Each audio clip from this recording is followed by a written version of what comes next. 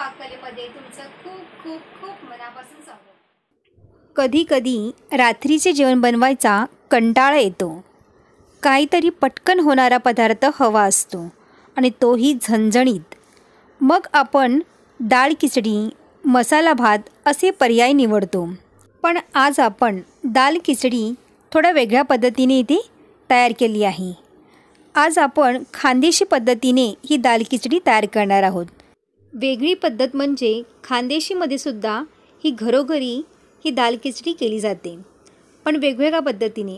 कोणी टोमॅटो टाकून करतं तर कोणी बिना टोमॅटोची सुद्धा करतं। ही खाण्यासाठी अतिशय टेस्टी लागते आणि मस्त झणझणीत तयार होते। चला मग जास्तीचा वेळ न दवडता आपण आजच्या रेसिपीला सुरुवात करूया। इथे मी 1 वाटी बासमती तांदूळ घेतलेला आहे। तुमच्याकडे जर बासमती तांदूळ नसेल, तुम्ही जो घरी वापरता तो तांदूळ इथे तुम्ही वापरू शकता। तर 1 वाटी इथे मी बासमती तांदूळ घेतलेला आहे। त्यानंतर आपल्याला अर्धी वाटी तुरीची डाळ घालायची आहे। डाळ आणि तांदूळ स्वच्छ पाण्याने आपल्याला धुवून घ्यायचे आहे आणि त्यानंतर थोडं पाणी घालून तांदूळ आणि डाळ आपली 5 मिनिटं ह्याला साईडला ठेवून द्यायचं आहे। अशा पद्धतीने आपण 5 मिनिटं साईडला ठेवून दिल्यानंतर भात आपला मस्त एकदम शिजला जातो आणि त्यानंतर इथे मी कुकरमध्ये ही खिचडी तयार करून घेणार आहे। तर इथे तेल गरम करायला घेतलेलं आहे। तेल थोडं आपल्याला जास्त वापरायचं आहे। नेहमी डाळ खिचडी करताना जे तेल वापरतो ना आपण, त्यापेक्षा आपल्याला थोडं तेल याच्यामध्ये जास्त वापरायचं आहे। आणि तेल छान गरम झाल्यावरती 1 चमचा मोहरी घातलेली आहे। अर्धा चमचा यामध्ये जिरं घातलेलं आहे।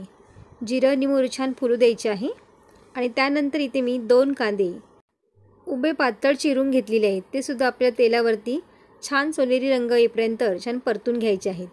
आणि त्यामध्ये इथे मी कढीपत्ता घातलेला आहे। कढीपत्त्यामुळे भाताला छान एकदम मस्त एकदम सुगंध छान सुटतो।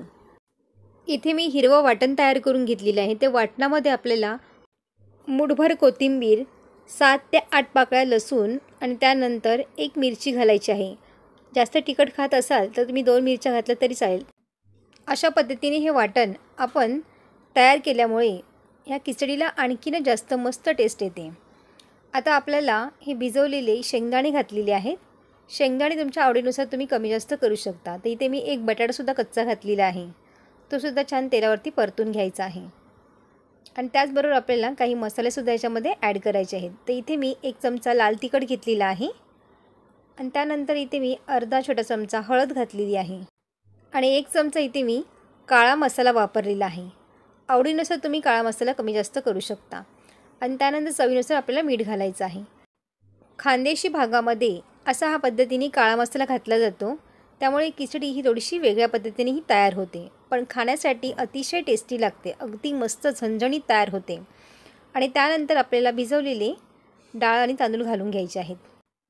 भात आणि तांदूळ छान मिक्स करून घ्यायचं आहे आणि त्यामध्ये आपल्याला दुप्पट पाणी घालायचं आहे। भाताच्या दुप्पट पाणी घालायचं आहे, त्यामुळे भात आपला मस्त एकदम मऊ शिजला जातो। तर आता आपल्याला याला सगळं मिक्स करून घेतल्यानंतर ह्याच्यामध्ये झाकण ठेवून द्यायचं आहे। थोडं पाणी अजून ॲड केलेलं आहे मी इथे। आता कुकरचं झाकण लावून आपल्याला ह्याच्या 2 शिट्या करून घ्यायच्या आहेत। 2 शिट्यामध्ये भात आपला मस्त एकदम मऊ शिजला जातो। तर आता आपण कुकरचं झाकण लावून घ्यायचं आहे आणि 2 शिट्या ह्या काढून घ्यायच्या आहेत। आता 2 शिट्या झालेल्या आहेत। कुकर आपला छान थंड झाल्यावरती आपला कुकर हा उघडायचा बघा। तुम्ही पाहू शकताय बघा, मस्त एकदम भात आपला छान असा शिजला गेलेला आहे। मस्त एकदम मऊ झालेला बघा भात। तर पाण्याचा अंदाजसुद्धा आपला बरोबर होत आहे बघा। तर आपण आता वरून 1 चमचा तूप घालायचं आहे आणि बारीक केलेली कोथिंबीर घालायची आहे।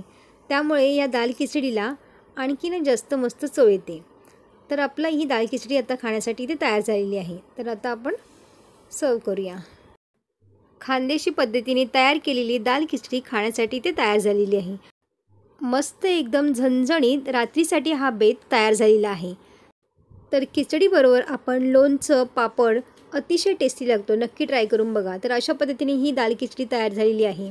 तर ही पद्धत तुम्हाला कशी वाटली मला कमेंट्स करून सांगायला विसरू नका। व्हिडिओ आवडला असेल तर लाईक, शेअर आणि सबस्क्राईब करा। बाजूची बेल आयकॉन पण जरूर प्रेस करा, जेणेकरून जेव्हा पण मी नवीन व्हिडिओ अपलोड करेन त्याची सर्वात आधी नोटिफिकेशन तुम्हाला पाहायला मिळेल। पुन्हा भेटू अशाच एका नवीन रेसिपीमध्ये। तोपर्यंत मस्त खा आणि स्वस्त रहा।